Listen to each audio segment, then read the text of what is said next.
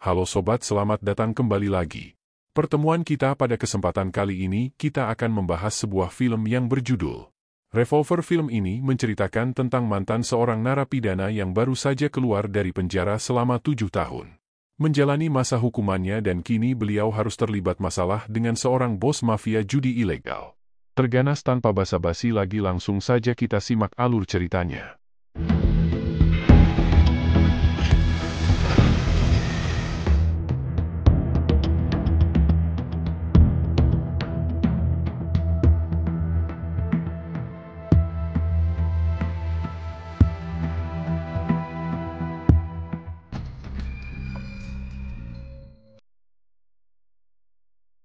Film diawali dengan diperlihatkannya seorang pria yang dikawal sipir kemudian.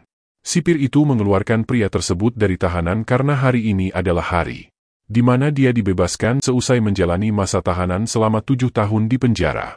Mantan napi itu bernama Jack Green. Akhirnya Jack bernafas lega di bawah guyuran air hujan dan dia telah mempelajari makna dari penawanannya dalam setiap permainan dan penipuan. Selalu ada seorang lawan dan seorang korban. Sepertinya Jack ini selanjutnya akan menuntut balas pada orang yang sudah menyeretnya dalam bui.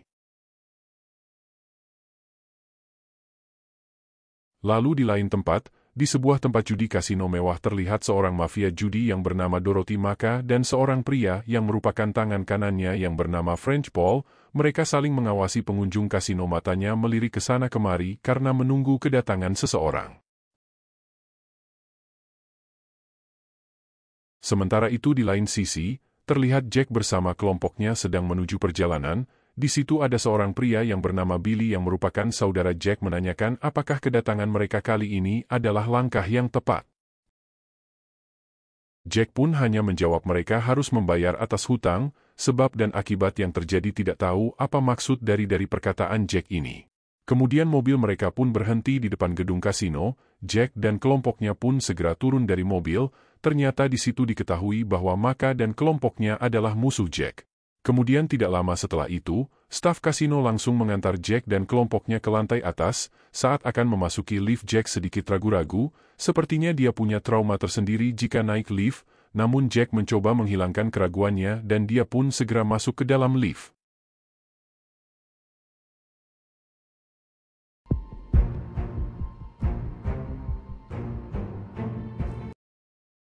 Ketika mereka keluar dari lift, ternyata staf itu hanya memperbolehkan 2 orang saja yang boleh bertemu dengan Maka, sisanya harus menunggu sehingga hanya Jack dan Billy saja yang menghampiri Maka. Seketika itu juga Maka yang melihat kedatangan Jack. Maka langsung mengusir salah satu pria di situ yang dia rasa waktunya sudah habis dalam permainannya. Kemudian di situ Maka bersikap kagum kepada Jack karena mampu melewati segala rintangan hidupnya. Maka juga menanyakan apa arti kedatangan Jack ke situ dan keuntungan apa yang akan dia peroleh di situ. Jack pun tidak banyak berbicara, dia justru meminta seorang pria di situ yang bernama Rade yang duduk di sampingnya untuk bermain, walau pada saat ini Jack sengaja kalah agar Maka tetap menganggapnya lemah.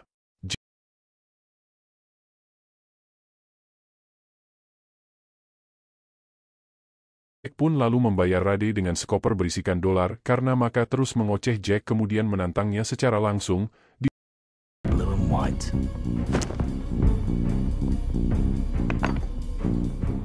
Di luar dugaan Maka, Jack justru menang dalam tantangannya.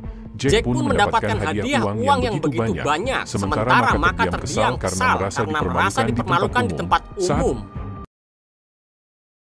Akan keluar dari kasino, tiba-tiba saja ada seorang pria gemuk yang mencegat nih. Pria gemuk itu bernama Zack. Dia pun langsung memberikan sebuah kartu namanya kepada Jack. Hal ini Zack lakukan karena mengerti bahwa Jack akan menghadapi masalah besar.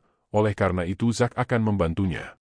Sambil berjalan sempat terpikirkan oleh Jack siapa Zack ini. Lalu tepat di luar ruang kasino, Jack tiba-tiba merasakan ada yang aneh pada tubuhnya dan Jack pun terjatuh dari tangga.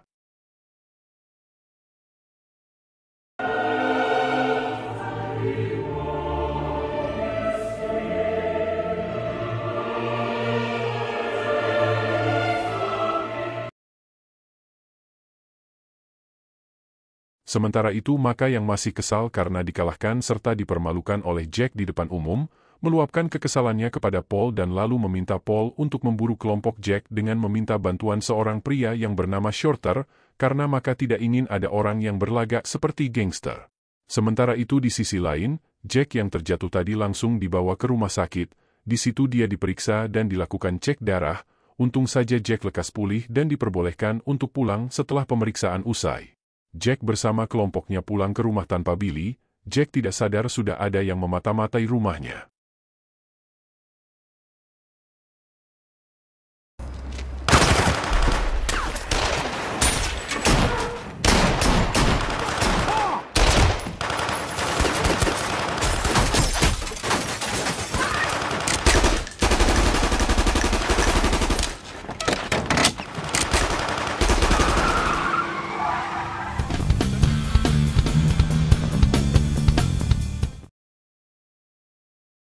Ternyata, mata-mata itu adalah penembak jitu yang bernama Shorter suruhan Maka. Paul yang tahu kalau Shorter gagal dalam menjalani aksinya itu, Paul pun segera melaporkan aksi kegagalan Shorty. Mendengar hal ini Maka sangat marah dan kesal lalu terheran mengapa kali ini Shorter bisa gagal. Begitu juga dengan Shorter sendiri juga heran mengapa aksinya untuk menghabisi Jack bisa gagal begitu saja padahal sebelumnya dia tidak pernah meleset saat menembak. Kemudian di lain tempat terlihat Zack membawa Jack yang selamat ke sebuah bar. Lalu Zack mengenalkan Jack kepada anggota gengnya yang bernama Avi. Saat pertemuan itu berlangsung, di situ menariknya, Avi dan Zack berhasil mendapatkan hasil pemeriksaan medis Jack. Avi lalu mengatakan bahwa Jack akan mati dalam kurun waktu 3 hari karena Jack terkena penyakit mematikan yang menyerang darah dan organnya.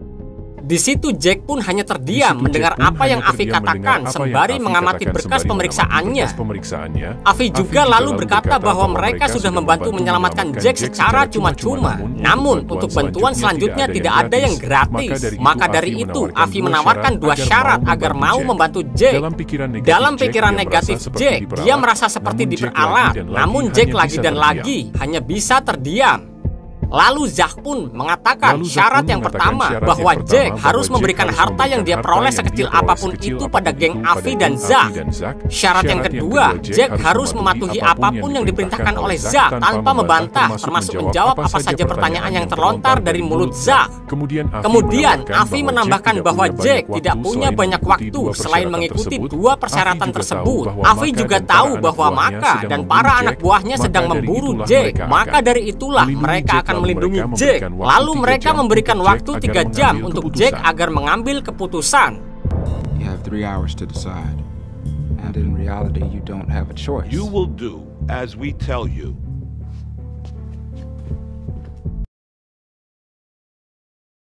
Jack pun kemudian mengunjungi rumah sakit tempat di mana dia diperiksa. Setelah tiba dia langsung menemui dokter yang memeriksanya lalu dokter tersebut mengatakan bahwa Jack terkena penyakit darah langka. Pikiran negatif Jack terus mengatakan tidak percaya pada vonis dokter. Jack pun langsung menuduh dokter telah bersekongkol dengan Avi dan Zack. Di situ Jack langsung menodongkan pistol sembari bertanya apakah dokter mendapatkan uang suap, namun dokter tersebut mengatakan bahwa dia tidak tahu apapun yang Jack katakan. Kemudian Jack mencoba menenangkan dirinya dan dia pun mengurungkan niatnya untuk menembak dokter tersebut. Di sisi lain, Shorter kini telah berada di kediaman Maka. Ketika Maka bertanya mengapa kali ini Shorter gagal menembak sebanyak 3 kali, Shorter hanya bisa menjawab itu karena perasaannya sedikit ragu. Namun Maka meminta Shorter untuk tetap fokus saja menembak sebab Maka membayar Shorter karena kemampuan menembaknya bukan perasaannya.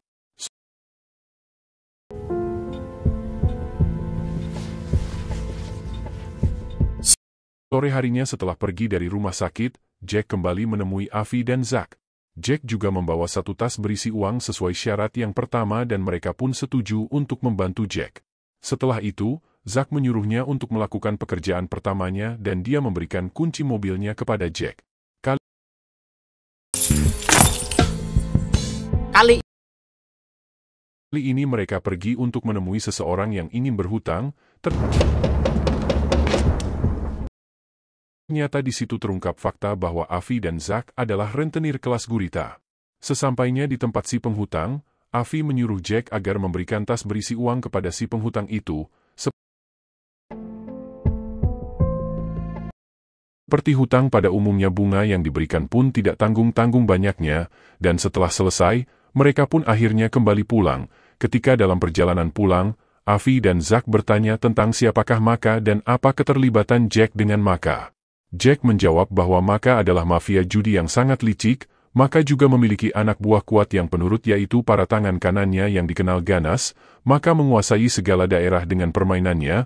Maka juga memegang para penjudi terhebat, namun satu persatu dari mereka tumbang. Akhirnya mereka meminta Jack untuk terlibat, yang pada awalnya Jack tidak sudi membantunya, namun setelah anak buah Maka mengancam Billy dan putrinya, akhirnya Jack menyetujui untuk terlibat dalam permainannya. Dan saat permainan dimulai, Jack berhasil menang dari lawannya, yaitu George. Namun saat George kalah dan menghina ibu Jack seperti keledai, Jack yang kesal akhirnya menembak kaki George, namun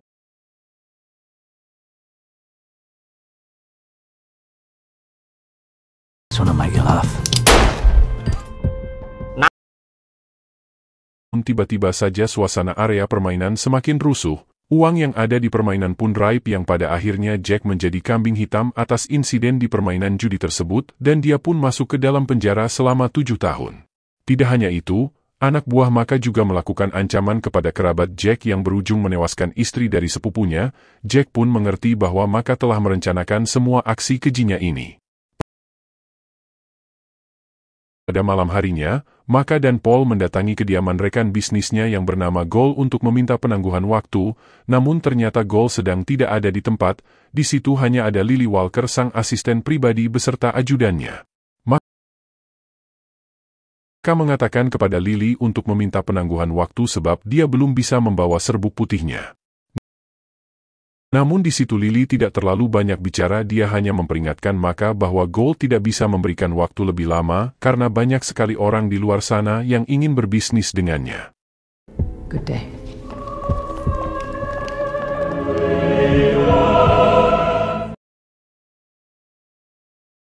Di tempat lain terlihat, Jack menemui Avi dan Zack, lalu Jack memberikan 2 tas besar berisi uang. Di situ lalu Jack menceritakan bagaimana kesehariannya saat hidup di penjara selama 7 tahun. Dia hanya berkomunikasi dengan 2 orang pria. Pria yang pertama yaitu si ahli bermain catur dan yang kedua si ahli menipu. Mereka bertiga ini saling berkomunikasi satu sama lain lewat buku bacaan perpustakaan. Keliling di penjara di dalam buku si ahli catur dan si penipu mengajarkan Jack berbagai macam ilmu melalui kata sandi dan kode tulisan sehingga tidak ketahuan oleh sipir.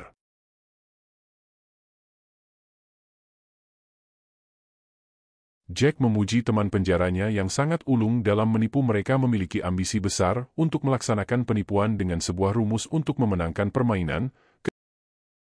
Kedua teman napinya berjanji kepada Jack untuk membantunya serta akan mendukung setiap langkah Jack. Janji itu mereka buktikan dengan cara mereka berhasil melarikan diri terlebih dahulu dari penjara. Tidak tahu bagaimana caranya, bahkan kepolisian tidak bisa melacak keberadaannya. Mereka menghilang seperti angin. Namun beruntungnya 2 tahun setelah temannya menghilang, Jack akhirnya bebas dari penjara dan ternyata 2 teman napinya ini tahu tentang keburukan Jack dan kejahatannya, bahkan tahu di mana Jack menyimpan uangnya. Setelah Jack kehilangan uangnya di penyimpanan akibat ulah dari 2 teman napinya, mereka hanya meninggalkan pesan agar Jack bermain pada lawan yang lebih cerdas. Tidak lama kemudian setelah Jack menceritakan pengalamannya, Zack lalu menyuruh Jack untuk melakukan misi selanjutnya. Jack pun menuju ke tempat kediaman penghutang yang ternyata dia adalah seorang wanita paruh baya. Jack di situ tidak bisa merampas satupun harta dari wanita tua tersebut. Ketika Zack menelponnya, Jack mengatakan bahwa tidak ada satupun barang yang bisa dia ambil karena di rumah tersebut hanya terdapat televisi rusak dan seekor anjing. Walaupun Zack menyuruh Jack agar mengambil anjingnya, namun Jack tidak mengambilnya. Akhirnya Zack menyuruh Jack agar meninggalkan tempat tersebut. Sebelum Jack pergi, dia justru meninggalkan uang untuk wanita tua itu. Siapa tahu uang tersebut akan dia gunakan untuk melunasi hutangnya kepada Avi. Selanjutnya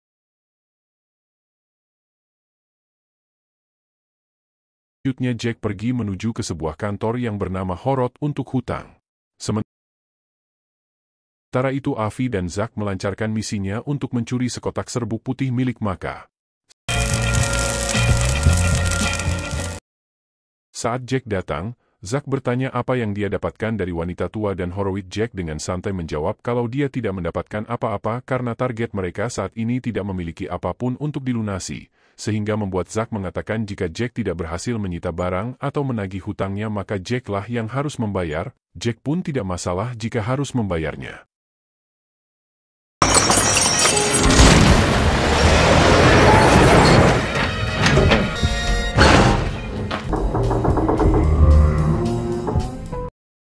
Sementara itu di sisi lain terlihat Paul melaporkan kejadian pembobolan gudang penyimpanan serbuk putih kepada Maka. Karena laporan tersebut Maka sangat marah terhadap anak buahnya, bagaimana bisa semua ini terjadi termasuk menyalahkan Paul. Kemudian Maka menyuruh Paul untuk mencari serbuk putih kembali, dimanapun tempatnya dan berapapun harganya. Lalu Paul memberikan solusi bahwa hanya ada satu cara yaitu jika ingin mendapatkan serbuk putih ini dengan cara membelinya melalui seorang pria yang bernama John. Maka yang menyetujuinya akhirnya tanpa berpikir panjang Paul dengan berani mendatangi markas John. Ketika sudah tiba di markasnya, John seperti mengacuhkannya walaupun Paul sudah menawarkan dengan harga yang berkali-kali lipat namun Paul belum juga mendapatkan jawaban atas tawarannya. Di situ terlihat Paul seperti kesulitan untuk mendapatkan persetujuan tawaran dari John namun diam-diam kolega John justru melakukan kerja sama dengan Paul dan hal ini pun diketahui oleh John. Lalu John pun memarahi koleganya itu serta ingin melakukan perlawanan.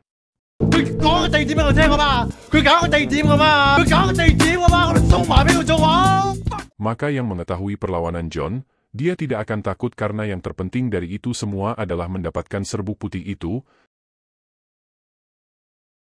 Setelah itu Paul menunjuk salah satu anak buah Maka yang bernama Lou untuk bertransaksi dengan kolega John yang bernama Wong. Mereka akan menukar sejumlah kotak uang dengan serbuk putih di sebuah hotel. Di saat yang bersamaan juga Jack bersama Avi, Zack dan seorang wanita yang bernama Doreen menyelinap ke dalam hotel. Mereka berpura-pura dengan menjadi petugas kebersihan. Mereka melakukan aksinya melalui kamar yang berada di tengah-tengah antara kamar kolega John dan kamar Lou dengan melubangi antar kamar. Mereka menyemprotkan gas tidur sehingga dari pihak kolega John maupun Lou sama-sama tertidur.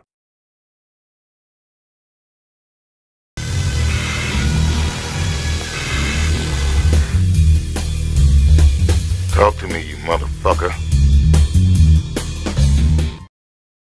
Setelah mereka semua tertidur, Jack dan kelompoknya segera bergegas masuk lalu mengambil serbuk putih uang, serta jam tangan yang bermerek. Setelah itu mereka pun kembali ke markas.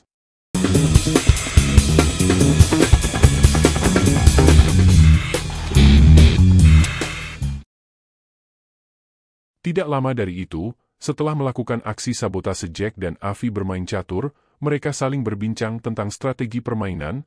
Menurut Jack saat dalam permainan ada beberapa aturan. Yang pertama dalam setiap permainan dan tipuan, selalu ada lawan dan ada seorang korban. Jika pintar bermain maka dilakukan dengan bermain bersama lawan yang lebih pintar. Yang kedua, semakin mutakhir permainan maka semakin mutakhir sang lawan.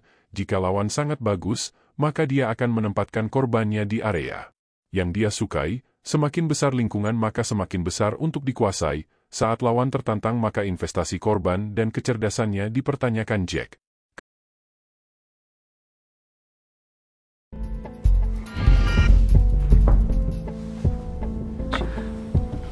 Checkmate. Keesokan harinya, Jack diajak Avi dan Zack ke kantor Horowitz untuk menagih hutang. Ketika mereka sudah sampai di Horowitz, tiba-tiba Jack mendapatkan telepon dari Billy. Di situ Billy meminta agar Jack menjauh dari Avi dan Zack sebab mereka adalah kaki tangan Sam Gold. Sam Gold ini adalah seorang mafia yang tidak pernah menampakkan dirinya. Kemudian di situ Jack hanya terdiam mendengar apa yang Billy katakan. Jake, get out of there.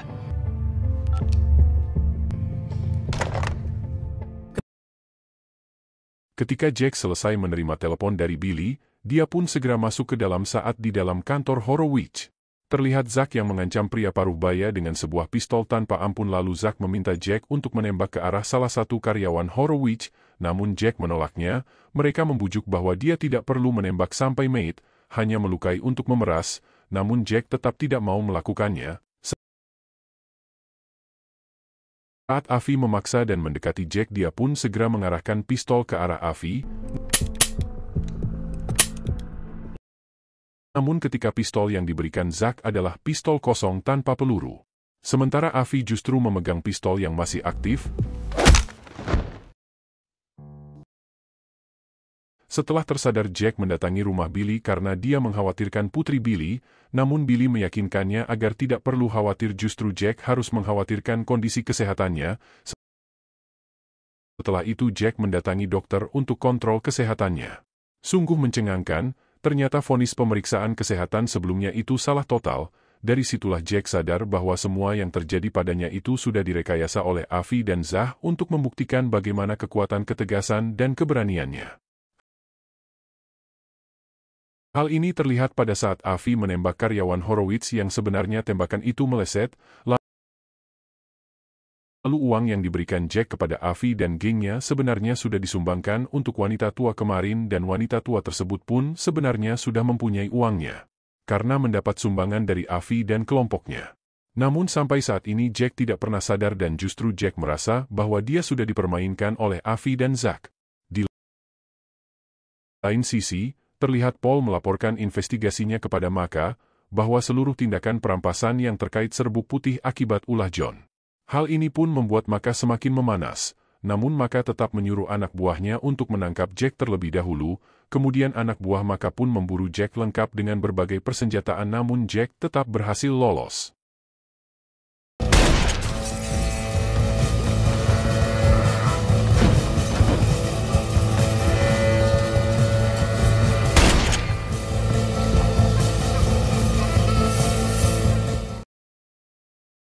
Anehnya salah satu anak buahnya justru mati akibat terkena tembakannya sendiri. Jack yang berhasil lolos, dia pun langsung mengunjungi Avi dan Zack di malam harinya, lalu di situ Avi dan Zack justru mengungkap kejelekan Jack. Avi mengatakan bahwa Jack lah yang membuat para Eddie bermunculan. Para Eddie ini ternyata ada Eddie A, Eddie B, dan Eddie C. Sebelum bekerja pada Maka, para Eddie tersebut bekerja dengan Jack, hingga suatu ketika Eddie tidak sanggup memberikan uang kepada Jack sehingga mau tidak mau mereka berhutang kepada Maka. Lalu Maka yang tertarik pun akhirnya mengangkat para Eddie itu untuk langsung bekerja dengannya. Walaupun begitu, Eddie ini masih tetap percaya dengan Jack, mereka menipu Maka. Lantas Maka meminjamkan uang kepada Eddie yang selanjutnya uang tersebut diberikan kepada Jack, begitu seterusnya hingga Jack kaya. Jack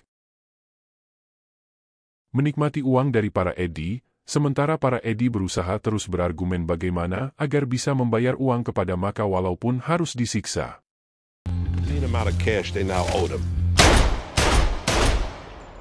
Akhirnya para Eddie tersebut mati di tangan kanannya, yaitu Paul atas suruhan Maka.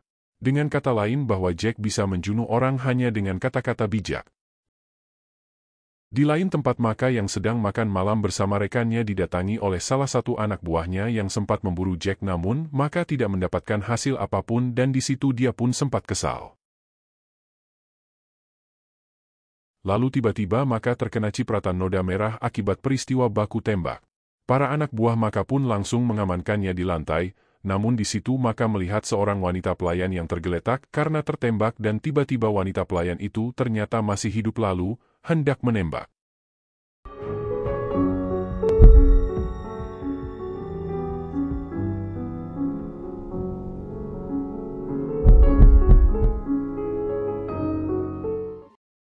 Akibat terkena tembakan di tangannya, beruntung Maka masih selamat, sedangkan wanita pelayan tersebut ternyata adalah mata-mata suruhan John. Maka kemudian meminta Shorter untuk menghabisi nyawa anak buah John.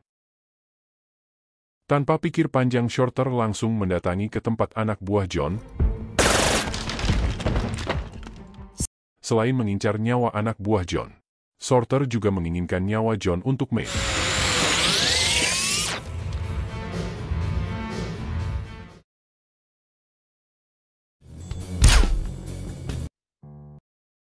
Di sisi lain, Jack perlahan mulai sadar bahwa Avi dan Zack sebenarnya adalah teman napinya ketika di penjara, namun pikirannya kembali tidak tenang karena rasa bersalah Jack yang sudah menimbulkan banyak korban yang sudah terlibat dalam kasusnya.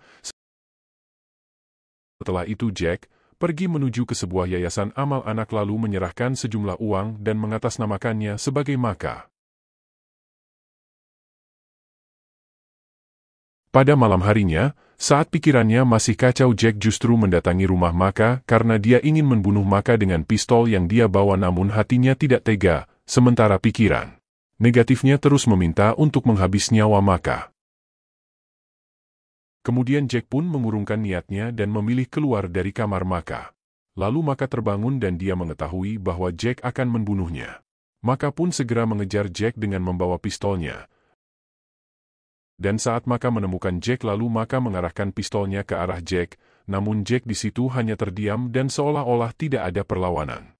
Dia hanya tersenyum kecil sembari terus menatap mata Maka tanpa berkedip. Maka yang terguncang mentalnya pun justru menangis, dia pun tidak sanggup mengarahkan tembakannya ke arah Jack, lalu Jack pun akhirnya pergi meninggalkan Maka begitu saja. Keesokan paginya, Maka masih terus memikirkan kejadian semalam hingga Paul memasuki ruangannya dan melaporkan bahwa John bersama koleganya sudah mati. Kini tidak ada penghalang lagi untuk mencari serbuk putih. Paul juga memberikan informasi tentang pemberi donasi pada yayasan anak atas nama Maka serta dalam aksi hilangnya serbuk putih milik Sam Gold, bukanlah John melainkan Jack. Maka yang mendengar hal itu pun sangat marah, lalu dia meminta Paul untuk memburu Jack, bahkan mengarahkan Paul untuk mengancam saudaranya Jack dan membawa Shorter untuk melakukan ancaman. Go! Tidak lama setelah itu, Paul pun sudah tiba di rumah saudara Jack, yaitu Billy bersama Shorter dan para anak buah Maka. Di situ kemudian Paul meminta Billy untuk jujur dan memberitahu di mana keberadaan Jack. Namun Billy tidak mengetahuinya, maka dari itu Billy disiksa oleh Paul dan anak buahnya.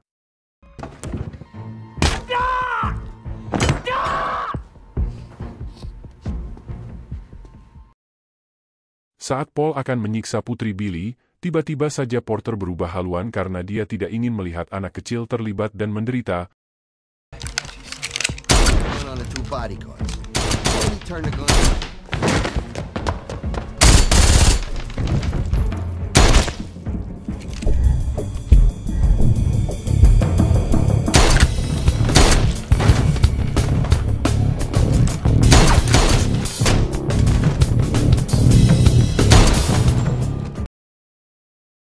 Namun aksi Shorter tidak bertahan lama dan dia pun tertembak oleh Paul.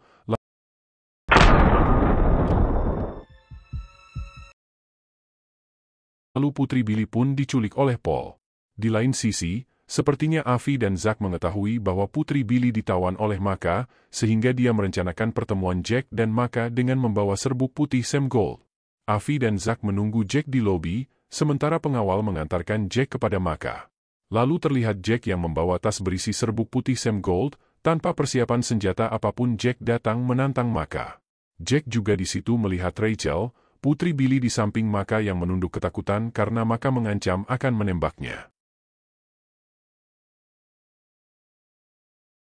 Jack terus menatap Maka tanpa berkedip, lagi-lagi tatapan Jack seolah menghipnotis mental Maka hingga terganggu.